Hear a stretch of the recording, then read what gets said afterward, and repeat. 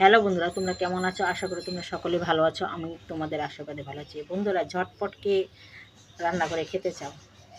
তোমাদের দাদা আজকে অফিসে যাবে, বলছে ভাত খাবে না। তার জন্য আমি বললাম কারণ আমি রুটি বানাইতে পারবো না। তাহলে আমি দেখি বুদ্ধি করি, এগুলা রুটি বানাই দিই।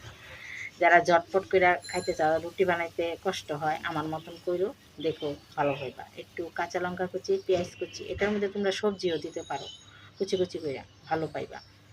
আর বেশিরভাগ বিদেশি ভাইদের বলতেছি যে তোমরা তো রুটি বানাইতে সময় পাও না, তার জন্য এ পদ্ধতিতে কইরা খাইয়া দেখো, খুব ভালো পাইবা। দেখো সুন্দর রুটির পরোটার মতন ফুলে, অল্প তেল দিয়ে করতে হয়। দেখো কত সুন্দর লাগতেছে, তাই না? তোমাদের দাদা এখন খাবে। এই যে খাবার দিয়ে দিছি আমি তোমাদের দাদারে। তোমাদের দাদা আবার বিট লবণ আর একটু সস দিয়ে এই রুটিটা পছন্দ করে বেশি।